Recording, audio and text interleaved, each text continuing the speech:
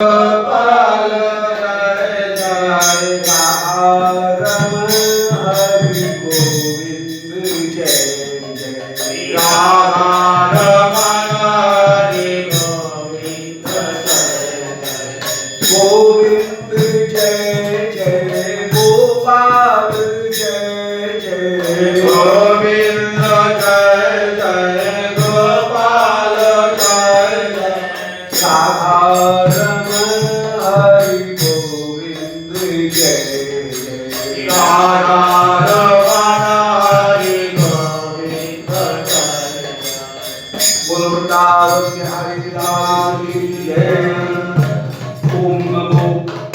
भगवते पुराण पुरुषोत्तमाय ओम जयति पराशर सूनु सत्यवती हृदय नंदनो व्यासो यस्यास्य कमलगल्तम वाग्मय ममृतं जगत्पेवती विश्वसर्ग विसर्गाद नवलक्षण लक्षितम श्री कृष्णाक्षम परम धाम जगद्धाम नमामि तत् हृदयस्य प्रेरणया प्रवर्तितो हम बराकुरूपोऽपि तस्य हरे पदकमलं वंदे श्री चैतन्य देवस्य वंदेहं श्री गुरो श्री पदकमलं श्री गुरुं वैष्णवांश्च श्री रूपं साग्रजातं सह गण रघुनाथान्वितं तं सजीवं साद्वैतं सावधूतं परिजन सहितं श्री कृष्ण चैतन्य देवं श्री राधा कृष्ण पादं सहगण ललिता श्री विशाखान्वितांश्च अनर्पितचरीं चरात् करुणयावतीर्न कलौ समर्पयत उन्नतोज्ज्वल रसां स्वहृदयं हरिपुरट सुंदर विक्रम संदीप्ता सदा हृदय कंदरे स्फुरतुश्ची नंदना जयतां स्वरगौरपंगो मंदमते गति मत्सर्वस्वं पराम्भो श्री राधा मदन मोहनौ किमुक्तं भूयो भी तवै महिमा यावदुदया अहं तावद्देव विवितान्य प्रलपितं पुरकृते पादौ तव हि नेष्यामि दिवसान् यथा शक्तिं सेवा नति निषेवा विरचयत् नारायणं नमस्कृत्य नरं चैव नरोत्तमं देवीं सरस्वतीं व्यासं ततो जयमुदीरयेत् वाञ्छाकल्पतरुभ्यश्च कृपासिन्धुभ्यैव च पत्तानां पावनेभ्यो वैष्णवेभ्यो नमो नमः। हे श्री सनातन प्रभु करुणाम्बुराशि हे रूप दुर्गत जनैक दयावलोको हे भक्ति युग्म सुमते रघुनाथ दासो श्री जीव में कुरुतमंदमते दयांतरा तुलसी काननम यत्र यत्र पद्म बनानि च पुराण पठनम यत्रो तत् सन्निहितो हरि बोलो वृंदावन बिहारी लाल की जय। शाख परम मंगल श्री दानकेल कौमुदी श्री श्याम सुंदर ने गोवर्धन शिखर के ऊपर दर्शन दिए। श्री नांदी मुखी जी भीतर भीतर डर रही हैं कि श्याम सुंदर के पास में मुझे कहीं इन सखियों ने देख लिया, राधिका आदि ने देख लिया तो मेरी सारी पोल पट्टी खुल जाएगी।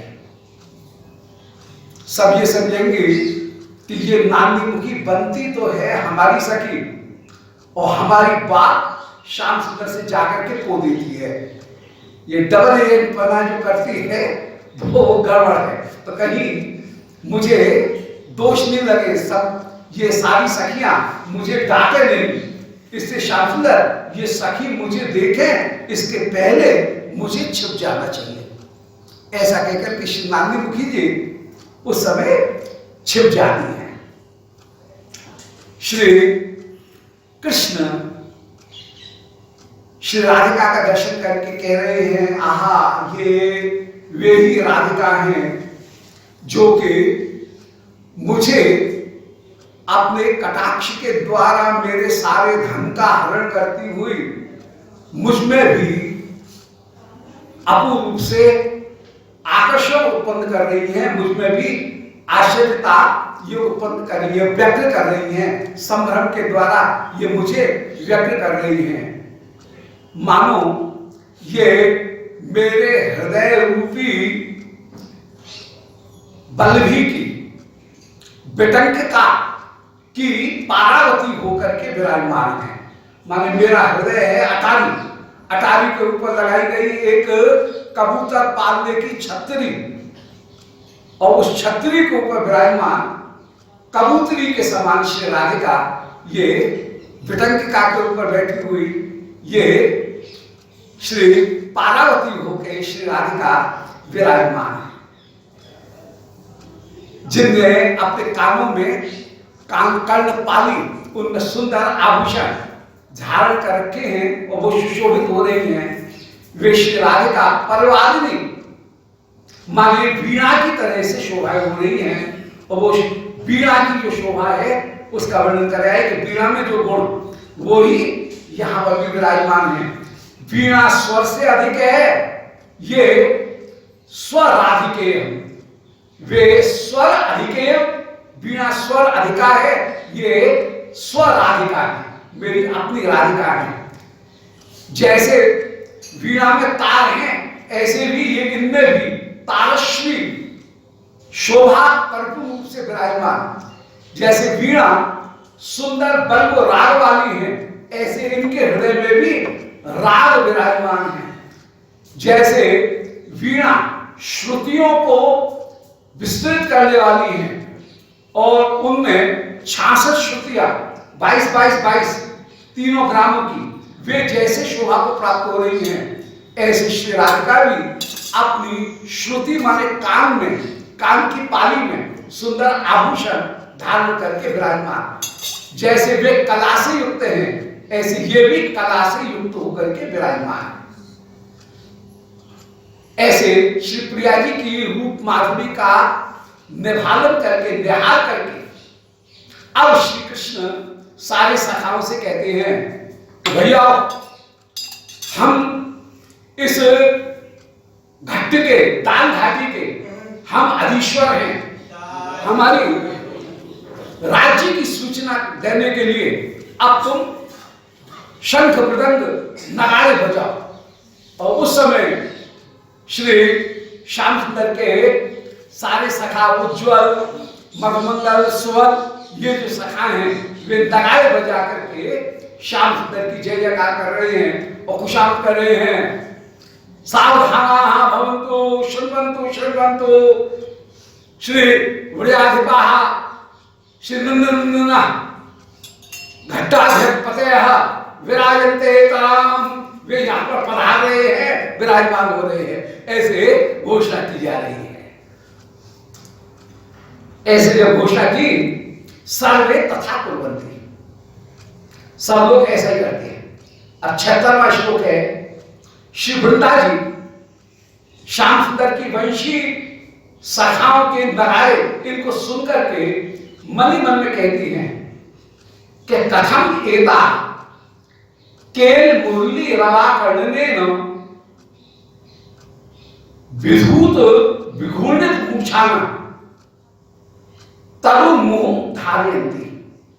बोले अरे देखो देखो, मन ही मन में कह रही है देखो देखो, कथम एता, ये जितनी भी पांचों गोपियां, पांचों युद्धेश्वरी जा रही हैं, श्री राधिका, ललिता, विशाखा इत्यादि के 5 जो सखी हैं, वे 5 सखी तुंग विद्या, ये श्याम सुंदर के वेणुनाद को श्रवण करके केल मुरली रवम आकर्णनेन, मुरली रव का श्रवण करके आकर्णनेन, आकर्णन करके विघूर्णित मूर्धाना, इनके श्रीमस्तक में चक्कर आ रहे हैं, इनको मूर्छा आ रही है। विघूर्णित मूर्धाना, इनके सिर घूम रहे हैं और ये तरुण मोह धारयन्ति, पास में जो वृक्ष हैं उन वृक्षों का सहारा लेकर के तुरंत ही टिक गए हैं। शास्त्र के वेणुनाद को सुनकर के मूर्छित होकर के गोपियां मूर्छित होती होती उद्घूर्णा आने पर ये पास के वृक्ष का सहारा लेकर के खड़ी हो गई हैं। तरुण मुह धारेती, ये वृक्षों का आश्रय ग्रहण कर रही हैं। ऐसे श्री किशोरी जी की उद्घूर्णा दशा का दर्शन किया और फिर समुत्ताल अवलोक्य, चारों ओर दृष्टि डाल करके देखती हैं और देख करके कह रहे हैं कि वेणो एष कलस्वना तरुलता व्यजृंभणे दोहदम संध्या गर्ज भरा पिक द्विज कुहु स्वाध्याय पारायण आभिरेंदु मुखी स्मरांगल सुखोत्सेके सलीलो मिला राधा धैर्य धरा धरेंद्र दमने दम्भो उन्मीलन। कि आहा इस वेणुनाथ की ओर देखो, देखो इस वेणुनाथ की ओर ध्यान दो, ध्यान दो। हमको तो ये लगता है कि ये वेणुनाथ नहीं है।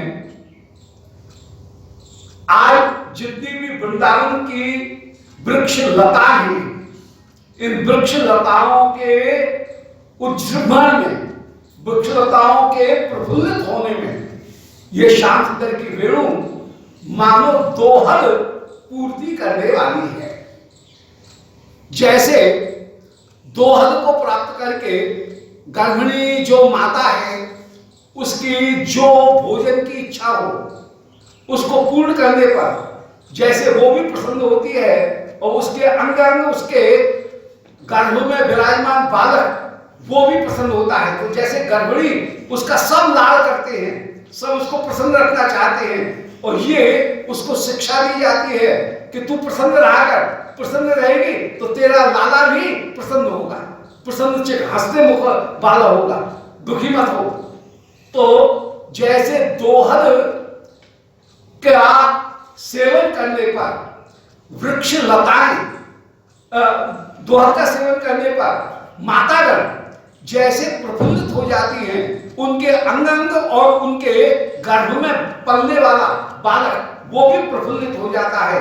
ऐसे ही ये जो वेणु एष कलस्वना, वेणु का ये कल स्पष्ट जो स्वर है वह तरुलता व्याजृंभणे दोहना, वृक्ष और लता इनके व्याजृंभण माने प्रफुल्लित होने में दोहर का काम कर रहा है या कहीं खुराक का काम कर रहा है, उनको प्रसन्न रखते हैं। श्याम सुंदर का जो वेणुनाद है वो वेणुनाद कलनाद है। कलंच मधुरास्फुटम, कल की परिभाषा दी गई कि जो मधुर भी हो और स्पष्ट भी न हो उसका नाम है कल। मीठा भी हो और उसमें क्या बात कही जा रही है वो इतनी छिपा करके कही गई कि जो जिससे कही गई है वो तो समझ जाए, दूसरा नहीं समझ पाए। मधुर और स्फुट जो वचन है उनका नाम है कल। तो ये श्याम सुंदर का वेणुनाद कल है, कल नाद है। कल वो जिसको सुन करके कल न पड़े। तो वेणु एष कलस्वना, वेणु का यह कल स्वर ऐसा है जो तरु और लता, वृक्ष और लता, तरु उसे कहते हैं जो स्वयं खड़ा हो सके, लता उसे कहते हैं वनस्पति का वो शरीर जो कि किसी दूसरे के सहारे खड़ा हो, उसका नाम है लता। तो ये तरु लता इन दोनों के उत्फुल्लन उज्जृंभण, उनके प्रफुल्लित होने में श्याम सुंदर का वेणुनाद एक दोहर माने औषधि के समान है, पोषक औषधि के समान है। और श्री श्याम सुंदर का वेणुनाद कह रहा है कैसा है कि संध्या गर्ज भरा, जैसे संध्या अथवा बादल का गर्जन, ये दोनों जैसे ही होते हैं वैसे ही पिक द्विजा कुहु स्वाध्याय पारायणे, जैसे संध्या आने पर ब्राह्मण विद्यार्थी अपना पढ़ना बंद कर देते हैं, द्विजाति अपना वेद पाठ बंद कर देते हैं, ऐसे ही संध्या आने पर जो द्विज पक्षी, वे पक्षी अपने अपने घोंसलों में लौटने लग जाते हैं संध्या आते ही। और जैसे गर्ज भरा बादल के गरजने पर कोयल चुप हो जाती है। कोयल बसंत में तो बोलती है, कुहू को करती है, परंतु जैसे ही बादलों ने गरजना शुरू किया वैसे ही कोयल बंद हो जाती है, क्योंकि वे मन में विचार करती हैं कि अब तो दादुर बोले ही हमको पूछे कौन, कि अब तो वर्षा आ रही है, अब तो मेढक करेंगे, हमारी कोयल नाद को कौन सुनेगा। तो वर्षा ऋतु में कोयल नहीं बोलती है, बसंत ऋतु में कोयल बोलती है। ऐसी कह रहे हैं संध्या गर्ज भरा, संध्या आने पर और गर्ज भरा माने बादल के गरजने पर भी पिक द्विज कुहू स्वाध्याय पारायणे। पिक और द्विज कोयल और ब्राह्मण विद्यार्थी, द्विज माने विद्यार्थी, वे कोयल को कुहू स्वर करना बंद कर देती है और जो द्विजगण हैं वे स्वाध्याय इसको बंद कर देती है। संध्या आने पर स्वाध्याय जो है उनको बंद कर देते हैं कि भाई संध्या हो गई, अब पढ़ना बंद करो। विद्यार्थी संध्या के समय नहीं पढ़ते हैं। तो संध्या और बादलों का गर्जन, संध्या गर्ज भरा, बादलों का गर्जन सुनकर के, जैसे बादलों के गर्जन को सुनकर के पिक माने कोयल अपने कुहू स्वर को बंद कर देता है, कुहुकना बंद कर देता है, और संध्या और मेघ का गर्जन सुनकर के जैसे ब्राह्मण बालक विद्यार्थी वह अपने स्वाध्याय पारायण इनको बंद कर देता है। ग्रंथों को दोहराना, ग्रंथों को पढ़ना, उनके स्वाध्याय और पारायण इनको जैसे बंद कर देता है, ऐसे ये श्याम सुंदर इनकी वेणुनाद मानो अपूर्ण रूप से इन ब्रज गोपिकागण इनके जितने भी अन्य पारायण हैं उन पारायणों को, कार्यों को भी ये श्याम सुंदर का वेणुनाद बंद कर देने वाला है। तो ये श्याम सुंदर का वेणुनाद ऐसा है जो कि वृंदावन की जितनी भी लताएं हैं, वृक्ष हैं, उनको प्रफुल्लित करने वाला है। वेणुनाद को सुनकर के ब्रज गोपिकागण इन सबों का अपना अपने जो कार्य हैं वे कार्य उनके हाथ से छूट जाते हैं और सब काम छोड़ करके ये श्याम सुंदर के पास में, जहां श्याम सुंदर वेणुवादन कर रहे हैं वहां ही सब पहुंच जाती है उस वेणुनाद को, उस कलनाद को सुन करके। और आधीरेंदु मुखी स्मर अमल शिखो सेखे सलीला नीला। आहिर जाति की, गोप जाति की जितनी भी इंदु मुखी हैं, माने चंद्रमा शनि के मुख वाली सुंदरी हैं, उन गोप जाति की सुंदरियों के हृदय में स्मर अनल, कामदेव की अनल माने वायु, उस वायु को, दावानल को बढ़ाने में, शिखा उत्से के उस वायु को बढ़ाने में श्याम सुंदर की ये वेणु सलील अनिला, उद्दीपन करने में, अनल माने अग्नि के समान है। जैसे यदि अनुकूल वायु चले तो दावानल बढ़ता हुआ चला जाता है, ऐसे श्याम सुंदर के वेणुनाद को सुनकर के इन ब्रज गोपिकागणों के हृदय में जो प्रेम है वह प्रेम रूपी दावानल और ज्यादा बढ़ जाता है। और श्री राधिका का धैर्य वही है मानो एक पर्वत, राधा धैर्य धराधर, धराधर माने भूधर पर्वत, राधिका का धैर्य ही एक पर्वत है और उस पर्वत को नष्ट करने में दंभोल उन्मीलती, राधिका के गर्भ रूपी पर्वत को नष्ट करने में यह एक दंभोली है, यह एक वज्र है। कहते हैं पहले पर्वतों के पंख हुआ करते थे और पर्वत उड़ करके आकाश में जाते थे और कहीं भी बैठ जाते थे और नगर के नगर नष्ट हो जाते। उस समय नगरवासियों ने इंद्र की आराधना की और इंद्र ने पर्वतों के पंख काट दिए।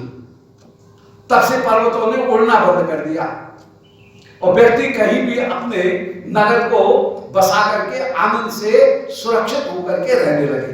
नहीं तो पर्वतों का बड़ा भय था कि कब कोई पर्वत आकर के हमारे नगर को, इस नगर को नष्ट न कर दे। तो श्री राधिका का धैर्य ही मानो एक पर्वत है और उस पर्वत को नष्ट करने में, धैर्य को नष्ट करने में श्याम सुंदर का वेणुनाद मानो वज्र है। तो वेणुनाद के लिए 4 उपमाएं दी। ये वेणुनाद 4 उपमाओं के समान प्रतीत हो रहा है, 4 उपमाओं को धारण करके विराजमान है। ये वेणुनाद दोहल के समान वृक्षों और लताएं उनके हृदय में आनंद उत्पन्न करता है, उनको प्रफुल्लित करता है, जैसे दोहल की पूर्ति होने पर मातागण प्रफुल्लित हो जाती है। इसी प्रकार ये वेणुनाद ब्रज गोपिकागणों के जितने भी कार्य पारायण, उन पारायणों को समाप्त करने में यह संध्या और मेघ के गर्जन के समान है। जैसे संध्या काल आते ही विद्यार्थी अपना पढ़ना बंद कर देता है, या मेघ आने पर भी, बादल आने पर भी, बोले आज क्या बात है, कैसे लौटे आए बेटे, बोले आज रेनी डे हो गया, बादल बरसे तो रेनी डे हो जाता है, फिर स्कूल की छुट्टी हो जाती है। तो ऐसे मेघ और संध्या इनके होने पर जैसे पारायण से छुट्टी मिल जाती है, विद्यार्थी अपने पारायण को बंद कर देता है, अथवा मेघ के गर्जन होने पर जैसे कोयल वह अपने बोलने को बंद कर देती है, कूकने को बंद कर देती है, इसी प्रकार श्याम सुंदर के वेणुनाद को सुनकर के पारायण, जितने भी पारायण कार्य चल रहे हैं उन पारायण कार्यों से, अर्थात गोपियों के हाथ में कोई भी कार्य है, उस 10 काम को छोड़ करके ये गोपिकागण श्याम सुंदर के पास में दौड़ी हुई चली जाती हैं।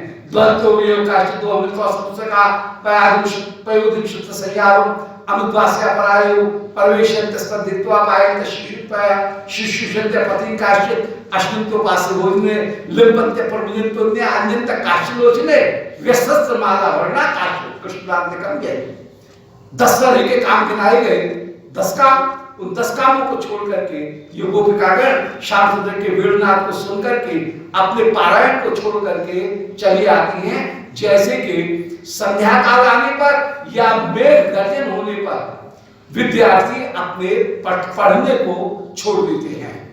छोड़ना ही पड़ता है, कहीं मेरी पुस्तक नहीं भीग जाए, चलो भागो, कोई चीज रखी हुई है, कपड़े कहीं सूख रहे हैं, भीग जाएंगे, चलो उनको समेटो। तो जैसे वर्षा आते ही दौड़ भाग मच जाती है, बादल के गरजने के साथ ही साथ अपने हाथ के काम को छोड़ करके सब उनको संभालने के लिए चले जाते हैं। विद्यार्थी अपना पढ़ाई छोड़ देते हैं और कोयल अपना बोलना छोड़ देती है। ऐसे संध्या और मेघ गर्जन इनके अवसर पर कोयल और ब्राह्मणगण अपने अपने पारायण और कुहूराग नाद और स्वाध्याय इनको छोड़ देते हैं। कोयल कुहूराग को और विद्यार्थी अपने स्वाध्याय और पारायण इनको छोड़ देते हैं। इसी प्रकार गोपिकागणों ने अपने पारायण को छोड़ दिया है।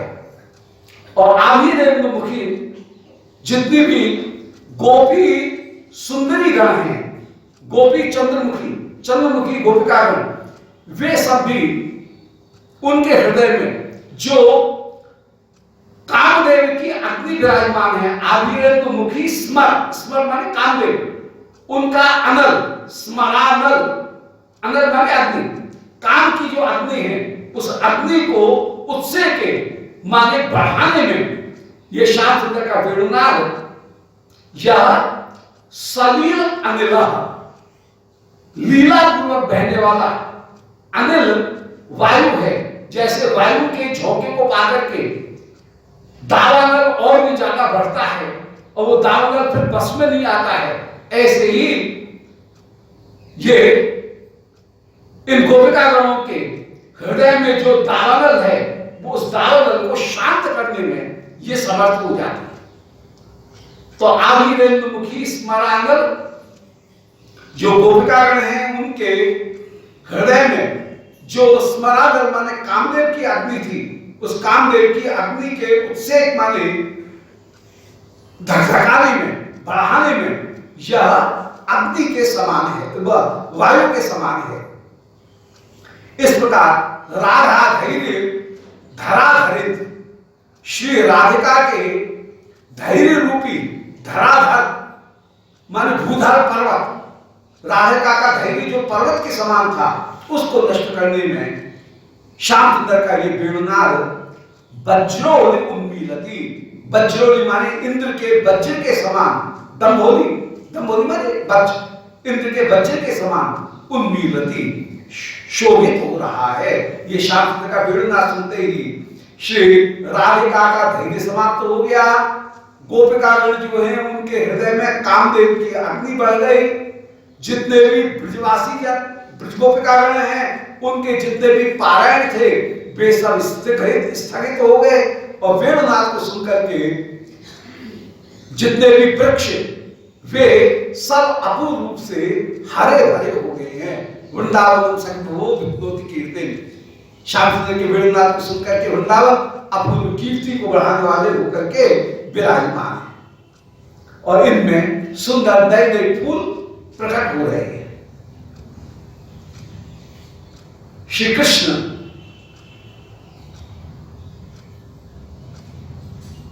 वंशी बजाकर के राधायाम अपांगम निक्षेप्य, अरे चंचल शिरोमणि श्री किशोरी जी उनके ऊपर कटाक्ष डालते हुए आनंद पूर्वक कह रहे हैं, प्यारी जी का दर्शन करते हुए आनंद पूर्वक कह रहे हैं कि भक्ताम भोज मुदात नर्म वचसा सक्षम विनिर्मीयते मैत्री भंगुर वीक्षतेन नयनद्वयनम क्रमात् ईप्सति लीला मंद गतेन पारयोलम मप्या रि सतेन संगमम राधाया स्मर बांधवेन वैसा देहे दिसंधिस्यति। बोले आहा, बड़े आनंद की बात है। श्री प्रिया की इस रूप माधुरी का मैं दर्शन कर रहा हूं और दर्शन करके मुझे लग रहा है कि वक्त्राम भोज श्री राधिका का मुख उदात्त नर्म वचसा सक्षम विनिर्मीयते। यदि मैं कुछ बोलूंगा तो ये उदात्त परिहासपूर्ण वचन अवश्य ही उत्तर में कहेंगी। तो राधिका का मुख इस समय मित्रता करने के लिए उत्सुक है। मुख किसके साथ में मित्रता करेगा? बोले नर्म वचसा, मित्र की मित्रता होगी, मुख की मित्रता होगी श्री राधिका के परिहासपूर्ण वचनों से। वक्त्राम्भोज, वक्त्र माने मुख, अम्भोज माने कमल। श्री राधिका का कमल सरी का जो मुख है वह उदात्त नर्म वचसा, वह उदात्त माने परम भावपूर्ण गंभीरता से युक्त परिहासपूर्ण वचनों के साथ में सक्षम विनिर्मिष्यते, मित्रता प्राप्त करना, मित्रता स्थापित करना चाह रहा है। राधिका का श्रीमुख वह परिहासपूर्ण श्रेष्ठ कलात्मक साहित्यिक वचनों के साथ में मित्रता स्थापित करना चाहता है। ग्रामीण वचन नहीं, उदात्त वचन। और नर्म माने जिसमें परिहास छिपा हुआ है, ऐसे वचनों के साथ में श्री राधिका का मुख मित्रता करना चाहता है। तो वक्त्राम्भोज राधिका का मुख कमल, उदात्त माने श्रेष्ठ भावों वाले नर्म वचसा परिहासपूर्ण वचनों के साथ में सक्ष बनाना चाहता है, सक्ष स्थापित करना चाहता है। और मन मैत्री भंगुर वीक्षतेन नयनद्वंदम क्रमात् ईप्सति। श्री राधिका के नयनद्वंद, दोनों जो नेत्र हैं वे भंगुर वीक्षते, तिरछा जो दर्शन है, कटाक्षपूर्ण जो दर्शन, तिर्यक दर्शन, उस तिर्यक दर्शन के साथ में ये नेत्र मित्रता बनाना चाहते हैं। मुख तो परिहासपूर्ण वचनों से मित्रता करना चाहता है, और श्री राधिका के नयन द्वंद, ये भंगुर वीक्षितेनो, तिरछी जो दृष्टि है, उस तिरछी दृष्टि के साथ में ये मित्रता स्थापित करना चाहते हैं। मैत्री भंगुर वीक्षितेन नयन द्वंदम क्रमात् ईप्सते, क्रमशः ये कटाक्षपूर्ण जो वचन है, वो कटाक्षपूर्ण वचन, ये तो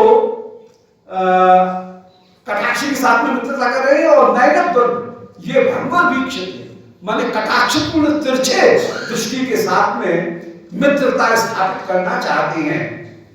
तो क्रमात् मैत्री ईप्सति, नयन द्वंद भंगुर ईक्षण के साथ में, तिरछे दर्शन के साथ में मित्रता करना चाहते हैं। और लीला मंदगतेन पाद युगल अपि आलिप्सते संगमम, श्री राधिका के पाद युगल, ये भी लीला मंदगतेन, लीला पूर्वक मंदगति, गति के साथ में, हाथी की जैसी मंद मंथर गति के साथ में श्री राधिका के चरण युगल, ये भी आज संगमम अपि आलिप्सते, संगम प्रारंभ करना चाहते हैं। आलिप्सते माने आरंभ करना चाहते हैं। श्री राधिका के दोनों चरण मंद गति के साथ में संगम प्राप्त करना चाहते हैं। इस प्रकार राधाया स्मर बांधवेन वैसा देहो देव संधिस्सति, और इसी प्रकार श्री राधिका का यह देह वह भी स्मर बांधवेन वैसा, कामदेव के बंधु अवस्था के साथ, अर्थात कामदेव की बंधु अवस्था कौन सी है? किशोर अवस्था। उस किशोर अवस्था के साथ में श्री राधिका, पूर्ण किशोर के साथ में श्री राधिका यह भी संधि प्राप्त कर लेना चाहती हैं। अर्थात इस समय श्री राधिका पूर्ण किशोर में अवस्थित होकर के विराजमान, 14.5 वर्ष की जो अवस्था, उसमें श्री प्रिया जी में पूर्ण किशोर उत्पन्न हो जाता है। 15.5 वर्ष से कुछ अधिक की जो अवस्था है, उसमें श्री श्याम सुंदर 15 वर्ष 7 महीना, इनमें श्री श्याम सुंदर उनके श्रीअंग में 15 वर्ष 2 महीना, इनमें श्री श्याम सुंदर इनके श्रीअंग में पूर्ण किशोर उपस्थित हो जाता है। ब्रजवासियों को इसमें कोई आश्चर्य होता नहीं है। मन में विचार करते हैं, राजकुमार हैं, राजा की बेटी हैं, और राजा